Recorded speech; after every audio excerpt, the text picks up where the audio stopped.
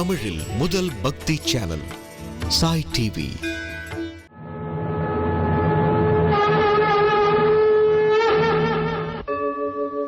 यदा यदा हि धर्मस्य ग्लानिर्भवति भारत अभ्युत्थानम् अधर्मस्य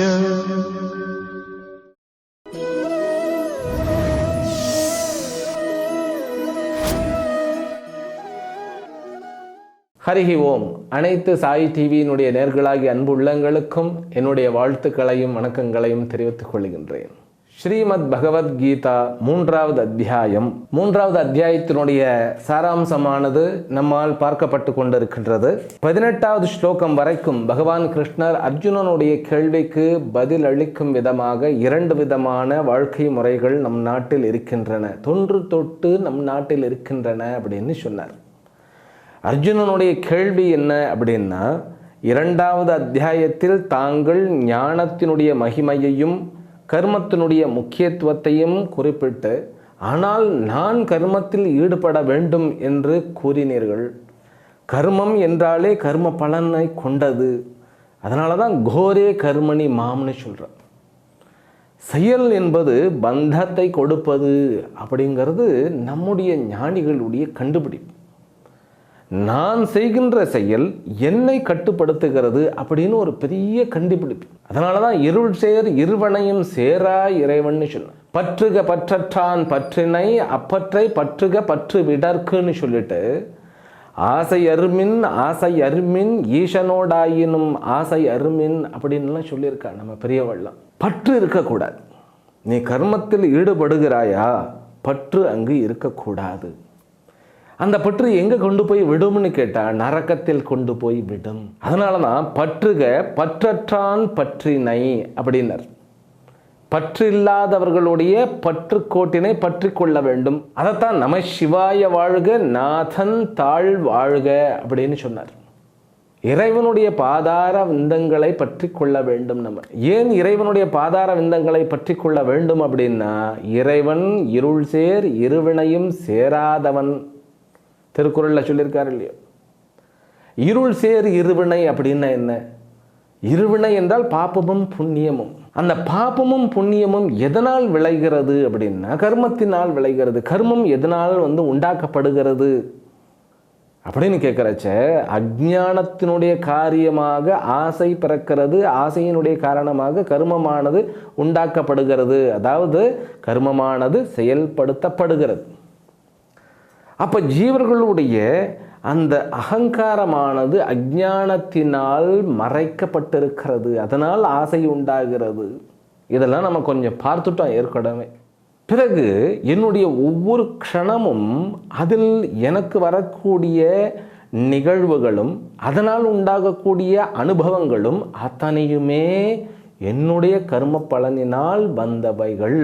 அதைத்தான் நம்ம வினை பயன்னு சொல்கிறோம். அந்த வினை என்கின்ற அந்த தமிழ் வார்த்தை இருக்கிறது இல்லையா, அதில் நிறைய அர்த்தங்கள் செறிவுடன் காணப்படுகின்றன. அப்போ கர்மத்தில் ஈடுபடுவதற்கு முன்பு நமக்கு சில விஷயங்களில் தெளிவு அவசியமாகிறது. அதனால தான் கோர கர்மத்தில் பாழும் கிணற்றில் தள்ளுவது போல கோரமான கர்மத்தில் போய் தள்ளுறியே கிருஷ்ணா, என்னை பார்த்தா பாவமாக தெரியலையா அப்படின்னு அர்ஜுனன் கிருஷ்ணர்கிட்ட கேட்க, அப்போ தான் அவர் சொல்கிறார், இந்த உலகத்தில் 2 விதமான மார்க்கங்கள் என்னால் உண்டாக்கப்பட்டன, முன்பே என்னால் சொல்லப்பட்டனன்ட்டார்.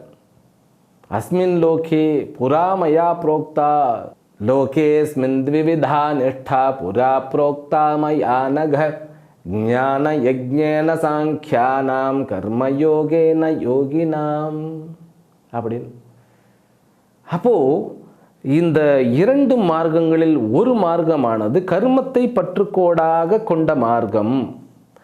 அந்த கர்மத்தை பற்றுக்கோடாக கொண்ட அந்த மார்க்கத்திற்கு தான் நான் சொன்ன அந்த பற்றுக பற்றற்றான் பற்றினை அப்படின்னு சொல்கிறோம் இல்லையா. இறைவனுடைய தாளை பற்றி கொண்டு நாம் இந்த கர்மத்தில் ஈடுபட்டால் நம்முடைய கர்ம பலனானது அழிக்கப்படுகிறது. நம சிவாய வாழ்க நாதன் தாள் வாழ்க. இமைப்பொழுதும் என்னெஞ்சில் நீங்காத ஆண் தாழ்வாழ்க, கோகழி ஆண்ட குருமணி தன் தாழ்வாழ்க. இதெல்லாம் எல்லா சாஸ்திரத்திலையும் பாருங்கள். இப்போ இறைவனுடைய பாதார விந்தங்களை பற்றி கொண்டு நாம் நம்முடைய வாழ்க்கையில் கர்மத்தில் ஈடுபடுவோம் ஆகில் நாம் பற்றினை நீக்கி இந்த கர்மத்தினுடைய உன்னதமான குறிக்கோளாகிய பற்றின்மை, அதாவது சித்த சுத்தி என்கின்ற ஞான தெளிவை நாம் அடைவோம். பிறகு யஜ்ஞ பாவனை என்ன என்பதை தெரிந்து கொள்வதற்கு யஜ்ஞம் என்றால் என்னன்னு சொல்லி தெரிய வேண்டும். யஜ்ஞத்தினுடைய அந்த விஷயங்கள் கூறப்பட்டன. பிறகு யஜ்ஞத்தினுடைய ரகசியங்கள், அதனுடைய பிரயோஜனங்கள், யஜ்ஞம் இந்த சிருஷ்டியில் இருக்கக்கூடிய அந்த சுழற்சியில் யஜ்ஞம் எவ்வாறு தொடர்பு கொண்டிருக்கிறது அப்படிங்கிறதெல்லாம் சொல்லி முடித்தார். அவர் என்ன சொல்லுகிறார் என்றால், அகாயுரேந்திரியாராமக மோகம் பார்த்தச ஜீவதி. மனிதன் கர்மத்தை பண்ணும் பொழுது தன்னுடைய இச்சைகளுக்கு முக்கியத்துவம் கொடுத்து, தன்னுடைய இந்திரியங்களுக்கு முக்கியத்துவம் கொடுத்து, இந்திரியங்கள் அப்படின்னா இந்திரிய சுக்கங்களுக்கு முக்கியத்துவம் கொடுத்து ஏதாவது பண்ணினா அவனுடைய வாழ்க்கையானது நரகத்தில் தான் போய் நிற்கும் அப்படின்னு சொல்லிட்டு, பிறகு கிட்டத்தட்ட 17வது ஸ்லோகத்திலிருந்து 26வது ஸ்லோகம் வரைக்கும் ஞானிகளினுடைய கர்மமானது, அதாவது இந்த உண்மை நிலையை உணர்ந்து கொண்ட கர்ம யோகத்தில் நல்ல விதமாக ஈடுபட்டு ஞான யோகத்தில் நிலை பெற்ற அந்த ஞானிகளுடைய லட்சணமானது கிட்டத்தட்ட 17வது ஸ்லோகத்திலிருந்து 26வது ஸ்லோகம் வரைக்கும் கிட்டத்தட்ட 3-4 டாப்பிக்காக பிரிச்சுடுறார். அதில் என்னன்னு கேட்டால், முதல்ல ஞானியினுடைய உள்கட்டமைப்பு. ஞானியினுடைய உள்கட்டமைப்பு, அவர் கர்மத்தில் பக்குவம் அடைந்து ஞான நிலையை அடைந்து ஞானத்தில் தெளிவடைந்தவருடைய உள்கட்டமைப்பு இந்த 17-18 கூறப்பட்டது. இந்த 17வது ஸ்லோகம் என்ன சொல்லுகிறதுன்னு கேட்டால், தன்னில் தானே இன்புற்று அமைதியாக இருக்கக்கூடிய ஞானியை கர்ம பலன்கள் அண்டுவதில்லைன்னு சொன்னார். நான் யஜ்ஞ பாவனையோட கர்மம் பண்ண வேண்டும் அப்படின்னு சொல்லி கர்மயோகிக்கு சஜஷன் கொடுத்த பகவான் கிருஷ்ணர், அர்ஜுனன் போன்றவர்களுக்கு சஜஷன் கொடுத்த பகவான் கிருஷ்ணர் அந்த கர்மத்தில் பக்குவம் அடைந்து பிறகு ஞான மார்க்கத்தை மேற்கொண்டு ஞான மார்க்கத்தில் திளைத்து விட்டால் அவருக்கு கர்ம பலன்கள் என்பது ஒன்றும் கிடையாது, கர்மம் அவரை விட்டு விலகிவிடும் அப்படின்னு சொல்கிறார். தஸ்ய காரியம் ந வித்யத்தை, அவருக்கு செய்ய வேண்டியதே ஒன்றும் இல்லைன்ட்டார். இந்த உலகத்தில் அவர் செய்ய வேண்டியதே எதுவும் இல்லை.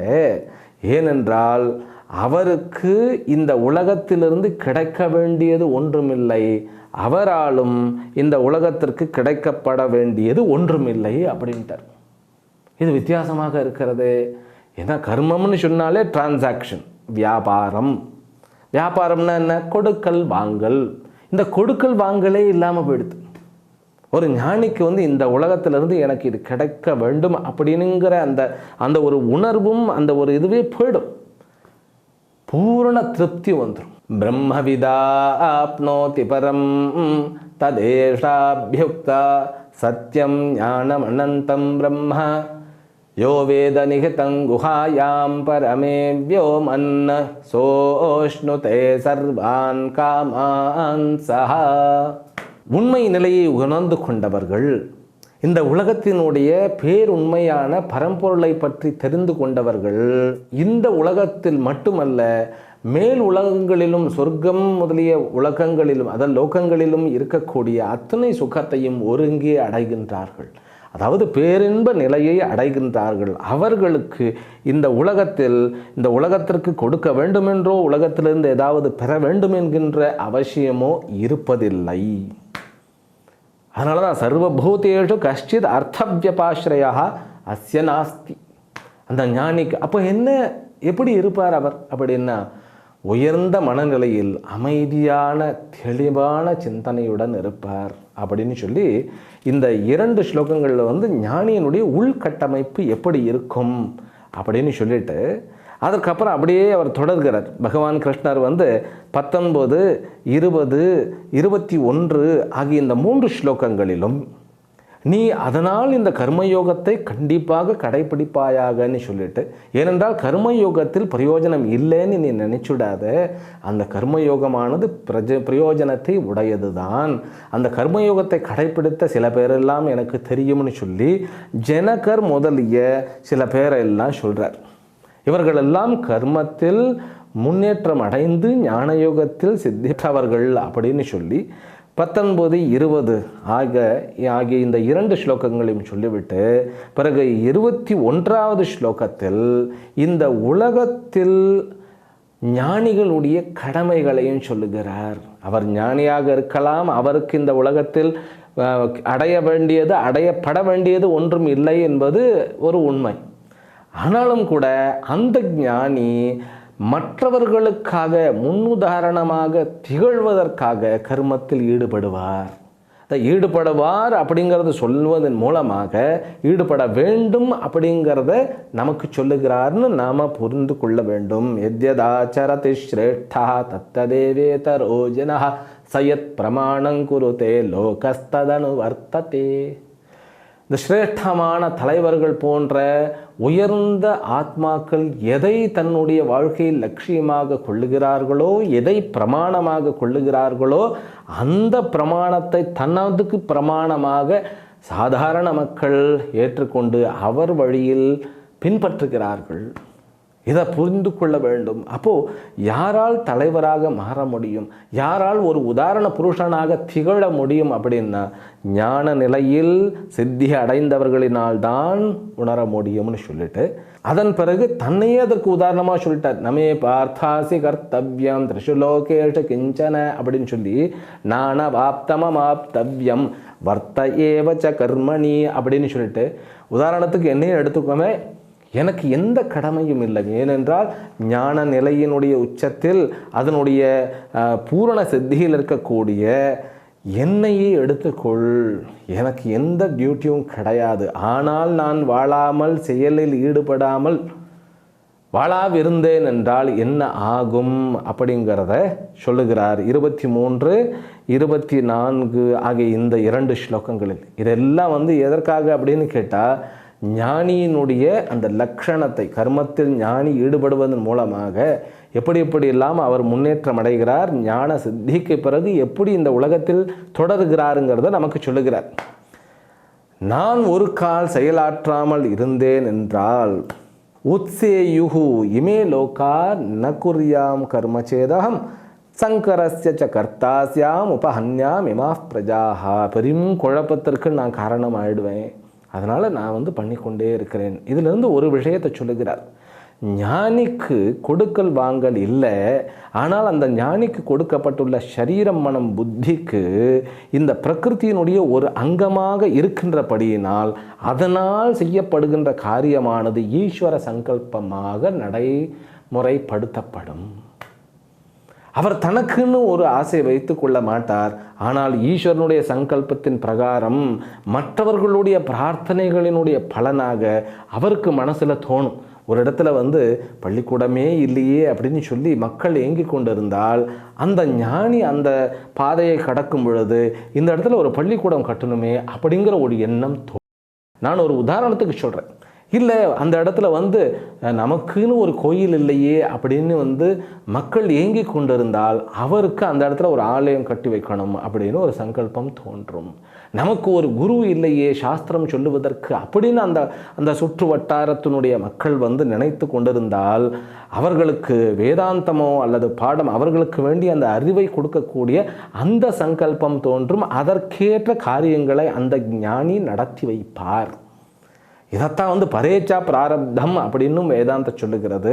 இல்லை என்றால் ஈஸ்வர சங்கல்பம் அப்படின்னு சொல்லுகிறது. தனக்கென வாழாதவர்கள் என்ன செய்வார்கள் அப்படின்னு சொல்லுகிறது. பிறகு அடுத்த 2 ஸ்லோகங்கள், ஞானிகள் இந்த உலகத்தில் ஞான சித்தியை அடைந்த பிறகும் மற்றவர்களுக்கு உதாரணமாக திகழ்வதற்காக அவர்கள் கர்மத்திலும் ஈடுபடுவார்கள் அப்படின்னு சொல்லிட்டு தன்னையே அதற்கு உதாரணமாகவும் சொல்லிவிட்டு பிறகு அவர்கள் அஞ்ஞானியுடன் விவகாரம் செய்யும் பொழுது எப்படி இருப்பார்கள்னு சொல்லி அதற்கு 2 ஸ்லோகங்கள் சொன்னார்.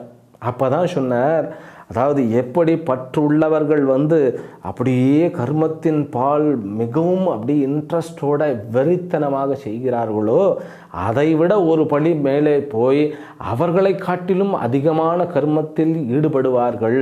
அதிகமான கர்மத்தில் அப்படிங்கிறத புரிஞ்சுக்கிடணும்.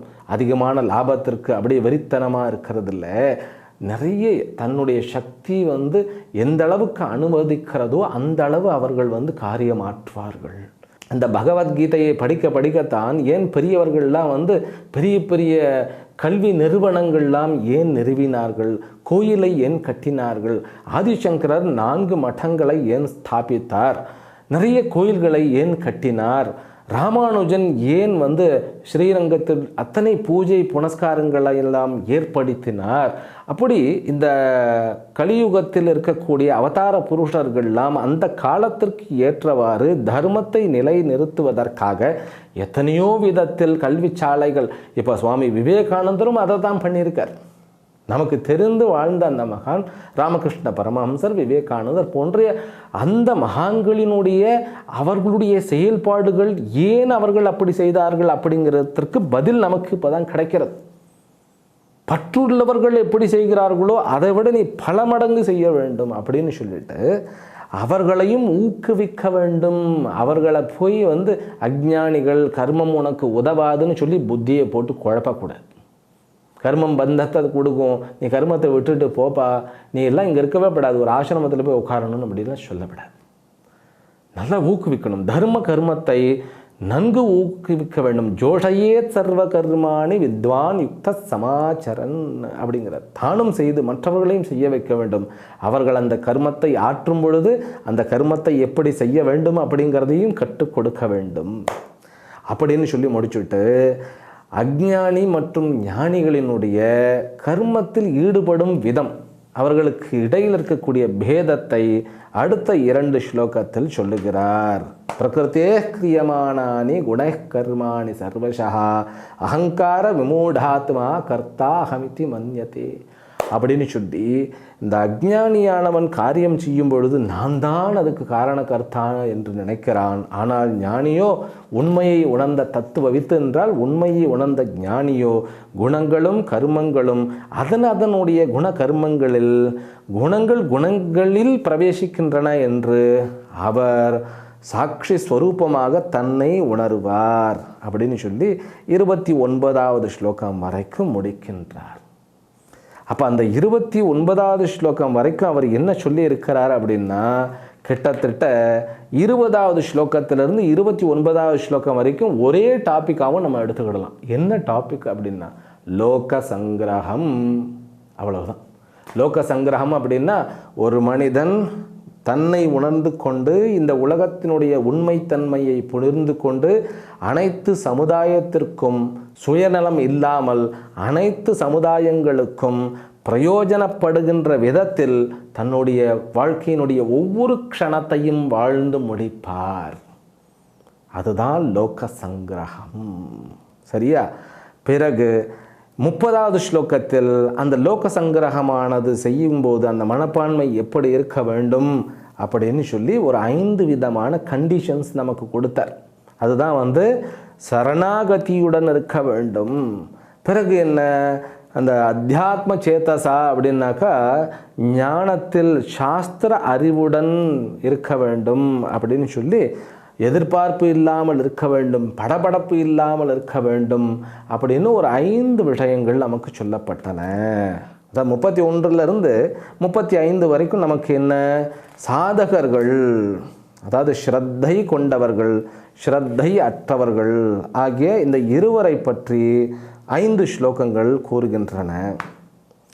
இந்த 5 ஸ்லோகங்கள் ஸ்ரத்தை கொண்டவர்கள் அப்படின்னா, இந்த கர்மயோகத்தை பகவான் சொல்லிட்டாரா இல்லையோ, அந்த கர்மயோகத்தில் எல்லாருக்குமே ஒரே மாதிரியான நம்பிக்கையோ ஸ்ரத்தையோ வந்துடுறது இல்லை அப்படின்னு சொல்லி, அந்த அஞ்ஞானிகள் எந்த நிலையை அடைவார்கள், இந்த இவரே சொல்கிறார், நான் சொன்ன இந்த கர்மயோகத்தை லோக சங்கிரக தத்துவத்தை யார் ஒருவர் நம்பலையோ அவர் கீழான பிறவியை அனுஷ்டிக்கிறார், அதாவது அடைகிறார் அப்படின்னு அர்த்தம். யார் ஒருவர் நம்பி ஸ்ரத்தையுடன் இருக்கிறாரோ அவர் மேலான நிலையை அடைகிறார் என்பதை 31லும் 32 யார் இதை அனுஷ்டிக்கவில்லையோ அவர் நரகத்தை அடைகிறார் என்பதையும் குறிப்பிட்டுவிட்டு, இந்த இயல்பு என்பது அவ்வளோ ஒரு ஆபத்துகரமானதுன்னு சொல்லி, ஞானிகளே தன்னுடைய இயல்பின் பால் தான் ஈர்க்கப்பட்டு அவருடைய ஞான தெளிவும் அந்த இயல்பின் மூலமாகவே தான் வெளிப்படுகிறது அப்படின்னு சொல்லி, இந்த ஞானியினுடைய அந்த இயல்புக்கும் அஞ்ஞானியினுடைய இயல்பிற்கும் இருக்கக்கூடிய வித்தியாசத்தை சொல்கிறார். ஞானி சத்துவகுணம், ரஜோகுணம், தமோகுணம் என்கின்ற அந்த இயல்புக்கு அடிமையாக இல்லாமல் அதை அனுசரித்து உலகத்திற்கு லோக சங்கிரகமாக காரியத்தை செய்கிறார். ஆனால் நம்மெல்லாம் அப்படியா, ஒரு கர்மத்தில் ஈடுபடணுன்னாலே நமக்கு பயம், கோபம், ஆதங்கம் இவைகள்லாம் தூண்டுகோலாக இருக்கிறது. அதைத்தான் சாஸ்திர பாஷையில் சொல்லும்போது சத்துவகுண உந்துதல், ரஜோகுண உந்துதல், தமோகுண உந்துதல் அப்படின்னு சொல்லப்படுகிறது. அப்போது இந்த மனிதன் தன்னுடைய இந்திரியங்களுடைய இந்திரியஸ்யேந்திரியஸ்யார்த்தே ராகத்வேஷவ் வியவஸ்திதவ் தயோர்ன வசகமாக சேத் தவ் ஹெஸ்ய பரிபந்தினவ் அப்படின்னு சொல்லி, ஏன் ஒருவருக்கு ஸ்ரத்தை இல்லாமல் போகிறது அப்படிங்கிற காரணத்தையும் சொல்லிட்டார்.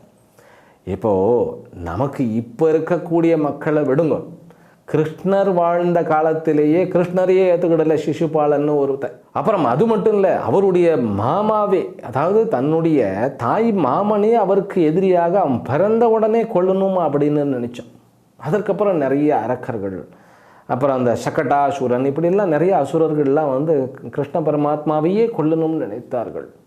அந்த அசுர புத்தி அது நம்முடைய மனதில் இந்திரிய சுகத்திற்கு நம்மை இட்டு செல்லுவதாக இரண்டாக இருக்கிறது, விருப்பு வெறுப்பு என்கின்ற இரண்டு எதிரிகளாக இருக்கிறதுன்னு சொல்லி சாதகர்களுக்கு ஜாக்கிரதையாக இருக்க வேண்டிய ஒரு சமாச்சாரத்தை சொன்னார். அப்போது இதிலேருந்து ஒரு விஷயம் நமக்கு தெரியுது, கர்மத்தில் நம்ம ஈடுபடுறச்ச என்னுடைய விருப்பு வெறுப்புக்கு முக்கியத்துவம் கொடுக்காமல் தர்மத்திற்கு முக்கியத்துவம் கொடுக்க வேண்டும் அப்படிங்கிறத 34, 35 ஆகிய 2 ஸ்லோகங்களும் சொன்னேன். அதனால தான் தர்மம் அப்படிங்கிறதுக்கு முக்கியத்துவம் கொடுத்து அதிலும் கூட ஸ்வதர்மம், எனக்குன்னு தர்மம் இருக்கும். அப்போ தன்னுடைய அந்த ஸ்வதர்மத்திற்கு ஏற்றபடி தர்மத்தில் கடைபிடித்து அதர்மத்தை விலக்கி கர்மத்தில் ஈடுபட வேண்டும் அப்படின்னு சொல்லி லோக சங்கிரகம் என்கின்ற தலைப்பை முடித்து வைக்க, அதற்கப்புறம் கிருஷ்ணருக்கு, அர்ஜுனனுக்கு ஒரு கேள்வி தோன்றுகிறது. அப்போது மனிதர்களுக்கு நல்லது கெட்டதெல்லாம் தெரிந்திருந்தாலும் கூட, துரியோதனன் மாதிரி எனக்கு நல்லதெல்லாம் தெரியும்ப்பா, ஆனால் அதில் போய் செய்யறதுக்கு தான் மனசு வரமாட்டேங்கிறது, நான் பண்ணுறது தவறுன்னு தெரிகிறது, இருந்தாலும் எனக்கு அதிலிருந்து விடுபட முடியல அப்படின்னு சொன்னார். ஜானாமி தர்மம் நமே பிரவருத்தி, ஜானாமி அதர்மம் நமே நிவர்த்தி அப்படின்னு சொன்னாரா இல்லையா? இதெல்லாம் அனுபவஸ்தர்களுடைய வாக்கியம். அதை நம்ம நோட் பண்ணி வச்சுக்கிடணும். அதனால தான் இவர் கேட்குறார், அத கேன பிரயுக்தோயம் பாபம் சரதி பூருஷா அனிச்சன்னப்பி வார்ஷ்ணேய பலாதிவ நியோஜிதா. ஏதோ பலவந்தமாக கொண்டு போய் மலையினுடைய உச்சியில் நிறுத்தி அப்படியே தள்ளி விட்டுட்ட மாதிரி ஒவ்வொரு நிமிஷமும் என்னுடைய இந்த இந்திரியங்களானது அவர் நான் பலவந்தமாக என்னை பிடிச்சு தள்ளுகின்றது எது? அப்போ ஒரு மனிதன் தர்மத்திலிருந்து பிறழும்போது, அதாவது பிசகும் பொழுது எதனால் உந்தப்பட்டு அவன் பிறழ்கின்றான் அப்படிங்கிற கேள்வி கேட்டார்.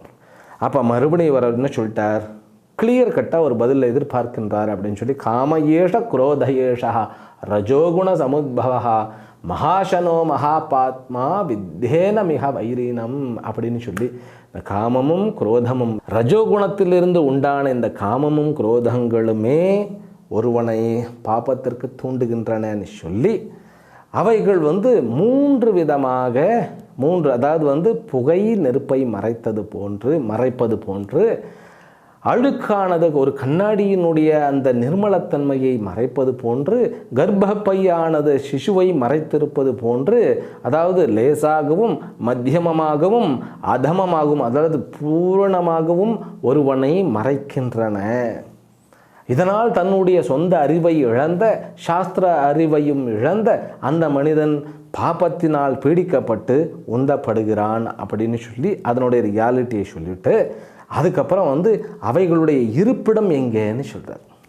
அது நமக்கு தெரியணும் இல்லையா? திருடனை சொல்லியாச்சு, எதிரியை சொல்லியாச்சு. எதிரி எங்கப்பா இருக்கிறார் அப்படின்னா உங்ககிட்ட தான் இருக்கார். என்கிட்ட எங்கே இருக்கிறார் அப்படின்னு தெரியணும் இல்லையா? உன்னுடைய இந்திரியம், மனம் மற்றும் புத்தியில் இருக்கின்றார் அப்படின்னு சொல்லி ஸ்பெசிஃபிக்காக சொல்லிட்டார். அப்போது இது வரைக்கும் நான் என்னுடைய கண்கள் எனக்கு நண்பன்னு நான் நினச்சிக்கிட்டு இருக்கேன். என்னுடைய கண்கள் எனக்கு கெட்டதை பண்ணாது, தீயதை செய்யாது அப்படின்னு சொல்லி நம்ம நினச்சிக்கிட்டு இருக்க. நீ ஜாக்கிரதையாரு அப்பனே, உன்னுடைய கண்கள் தான் உன்னை படுகொழியில் தள்ளுறது. அதனால தான் கண்ணை திறந்துக்கிட்டே போய் படுகொழியில் விடுறதுன்னு சொல்கிறா இல்லையா? அந்த மாதிரி நடந்துக்கிட்டு இருக்கிறது. காதுகளை நம்பாதே, ஏன்னா ரொம்ப ஆபத்தானது. இந்த இந்திரியங்களை நம்புகின்ற அந்த மனமும் தன்னுடைய பூரண சக்தியை, மனம் என்பது அற்புதமான ஆற்றலை கொண்டது. ஆனாலும் கூட இந்த இந்திரியங்கள் அதை இழுக்கும் பொழுது இந்த பிராணன்களை உறிஞ்சி எடுத்துடுறது. புத்தியும் சரியாக வேலை செய்ய மாட்டேங்கிறது. அதனால் நீ அதற்கு ஒரு லகான் போடு. ஏன்னா இந்த பாதையில் போகும்போது குதிரைகள் பூட்டப்பட்டு இருந்தாலும் அந்த லகானை இழுத்து பிடிச்சி அதை சரி பண்ண வேண்டிய டியூட்டி யாருக்கு? புத்திக்கு தானே, புத்தி என்கின்ற சாரதிக்கு தானே.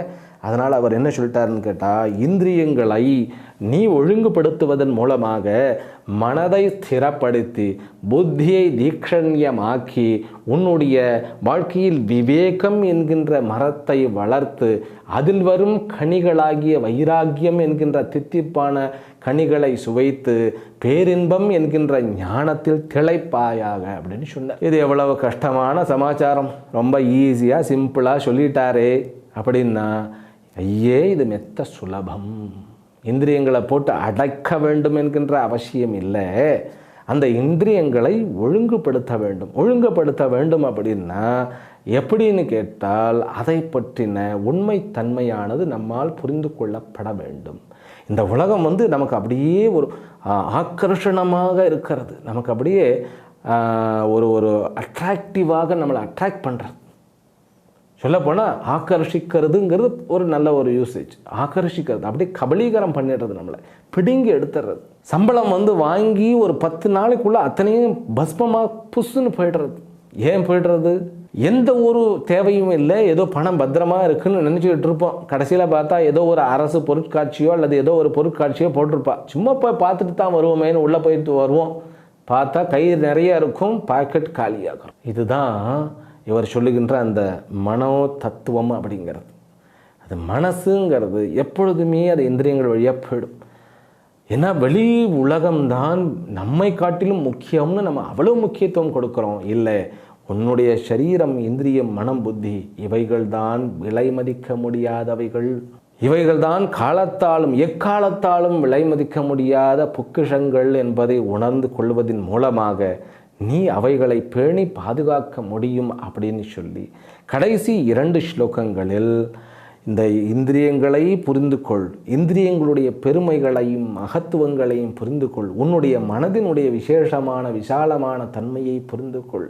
நீ உன்னை அறியாமல் உன்னையே நீ பாழுங்கிணற்றில் தள்ளிவிடாதே அப்படின்னு சொல்லி நம்முடைய முக்கியத்தை உணர்ந்து கொண்டு, புத்தியினுடைய முக்கியத்துவத்தை உணர்ந்து கொண்டு, அதிலும் மனுஷனுடைய புத்திக்கு அவ்வளோ சக்தி இருக்கிறதா. நம்ம ஒரு அரிது அரிது மானிடராய் பிறத்தல் அரிதுன்னு அவ்வை பாட்டி சொல்ல, அதையே தான் உபனிஷத்துக்களும் மற்ற ஆச்சாரியர்களுடைய நூலும் சொல்லுகிறது. என்னன்னு கேட்டால், துர்லபம் திரயமே வைத்தது தெய்வானுகிரக ஹேத்துக்கம் மனுஷ்யத்துவம் முமுக்ஷுத்துவம் மகாபுருஷ சம்ஸ்ரயா அப்படின்னு சொல்லி பெரியவர் ஆதிசங்கரை சொல்லியிருக்கார் இல்லையா? அப்படி அந்த பெரியவர் சொன்னதில் இந்த மனிதத்தன்மை என்பது மனுஷனாக பிறக்கிறத சொல்லலை, மனுஷனாக பிறந்து அதில் மனிதத்தன்மையோடு இருக்கிறத சொல்கிறார். மனிதத்தன்மைங்கிறது பெரிய அதிசயம்பா. அந்த மனிதத்தன்மையிலையும் நிறைநிலையை நாட வேண்டும் என்கின்ற அந்த முமுட்சுத்துவம் என்பது அதை விட பெருமையானது. அதற்கு ஒரு குரு கிடைக்கிறதுங்கிறது அதை விட அருமையானது, அரிதானதுன்னு சொல்லுகிறார். அது மாதிரி கிருஷ்ண பரமாத்மா என்கின்ற மாபெரும் சாக்ஷாத் பகவானே குருவாக நமக்கு அமைந்து நமக்கு கிடைத்து நமக்கு அவர் அருளிய இந்த பகவத்கீதையை நாம் படிக்கும் பொழுது எல்லாம் வல்ல இறைவனுடைய பேரருளால் நமக்கு பூரண ஞான சித்தியும் சாஸ்திரத்தினுடைய பரிபூர்ண ஞான தெளிவும் அடைந்து இந்த அத்தியாயத்தினுடைய அத்துணை சமாச்சாரங்களும் நமக்கு முழுமையாக புரிந்து செறித்து பூரண அருள் கிடைக்க வேண்டும், கிடைக்கும் என்கின்ற பிரார்த்தனையுடன் இன்றைய இந்த உரையை நிறைவு செய்கின்றேன். ஹரிஹி ஓம் ஸ்ரீ குருப்யோ நமோ நமஹ. சாய் டிவி நிகழ்ச்சிகள் உங்களுக்கு பிடிச்சிருக்கா? லைக் பண்ணுங்க, ஷேர் பண்ணுங்க, கமெண்ட்ஸ் பண்ணுங்க, சப்ஸ்கிரைப் பண்ணுங்க, பக்கத்துல இருக்கிற பெல் சிம்பலை பிரஸ் பண்ணுங்க.